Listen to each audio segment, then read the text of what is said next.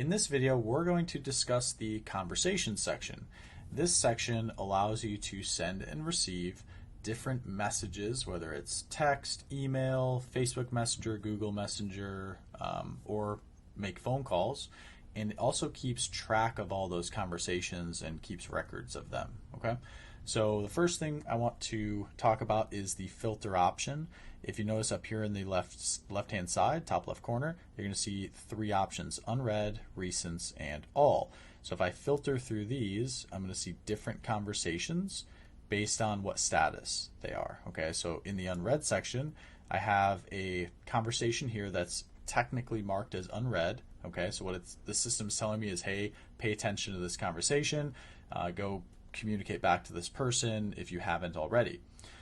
In the recents area, it's pretty much anyone that you've recently communicated with, and then in the all section, you can just keep scrolling and find anyone you're looking for that you've had a conversation with. Okay.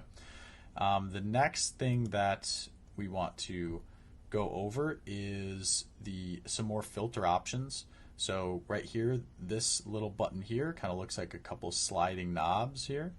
If you click on this, you can actually filter from all chats to just your chats. Now what this means is at some point in the conversation process, you can assign conversations to different users in your system. So let's just say I had 20 conversations assigned to just me. I can click on my chats and I would see all 20 of those conversations right here on the left-hand side, and I wouldn't see any other conversations. Now, this is really useful for when you have a big team and you have a lot of conversations and you just need to focus on the ones that are assigned to you.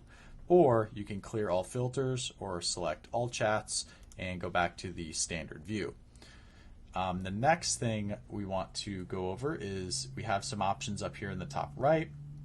We can archive conversations, which means we're just getting rid of them from this view and we're archiving them, and we can always unarchive them later. We can mark them as read. So if you notice, this filter here is unread. So if I go over here and I click on mark as read, it removes it from this section, but I can still access it here in the all section. Or I can delete an entire conversation. You need to be very careful when deleting, because once you delete a conversation, that conversation is going to be gone for good. If you start more conversations with that contact, you'll get the new conversations, but you won't get the old conversations. And that's about it. There's going to be some more videos on the conversation section. We're going to go over how to create new conversations and how to manage conversations from different channels like SMS, email, and Facebook. Thanks for watching, and I'll see you in the next video.